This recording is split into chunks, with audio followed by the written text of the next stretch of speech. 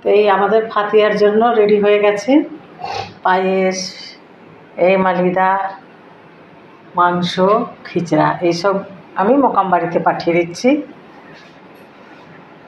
তার সাথে নিশানও যাবে, তার ছবিও দিয়েছি। এই মহরমের নিশান তৈরি হয়েছে, নিশান নিয়ে যাবে এখন মোকাম বাড়িতে। তার সাথে আরও হাতিয়ার সব কিছু পাঠিয়ে দেওয়া হবে। যা যা আয়োজন করছি আমি শেয়ার করছি আপনাদের সাথে। প্রথমেই দেখায় আমার দুধ ফুটছে, দুধের পায়েস তৈরি হবে বন্ধুরা। ক্ষীর রান্না হবে, তার জন্য গোবিন্দভোগ চাল রেখেছি, এটা ভালোভাবে ধুয়ে ক্ষীর তৈরি করে নেব। এই যে সকাল সকাল আমাদের একটা মালিদা আর রুটি তৈরি হবে, তার জন্য আমি আটাটা রেখেছি, আটাটা মেখে নেব, তারপরে আমি তৈরি করব, আবার দেখাবো। পায়েসের জন্য চিনি সব রেখেছি, রেডি করে একটা পায়েসে দেওয়া হবে। দুপুরের জন্য তৈরি হবে কাবুলি চানা পোলাও।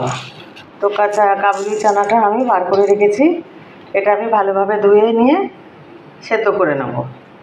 তার সাথে তৈরি হবে আমার আজকে গোবিন্দভোগ চাল দিয়েই। প্রত্যেক বছরের মতো এই মহরমেও একই নিয়মে সব কিছু আমাদের পালন করা হবে বন্ধুরা। আমি যতটা সম্ভব আপনাদের সাথে শেয়ার করব। পায়েস রেডি হয়ে গেছে।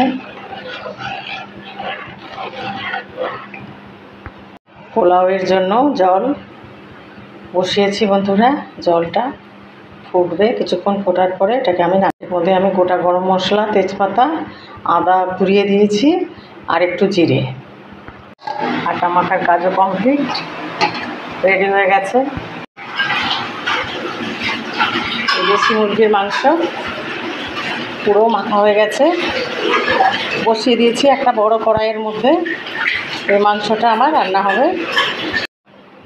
তোমার দেশি মুরগির মাংস রান্না হয়ে গেছে বন্ধুরা।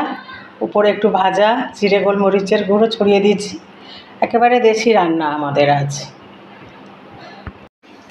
এই মালিদা রেডি হয়ে গেছে, একটু দিয়ে গুড় মেখে ফেলেছি বন্ধুরা, এটা আমি সাইড করে রেখে দেবো। সেদ্ধ করে রেখেছি বেরেস্তা, ভাজা ভাজা হয়ে গেছে, এর মধ্যে আমি চালটা দিয়ে দেবো। চালটা দিয়ে দিয়েছি, এবার আমি এটাকে ভালোভাবে কষিয়ে নেব। এর মধ্যে আন্দাজ মতো একটু আদা রসুন দিয়ে দিলাম।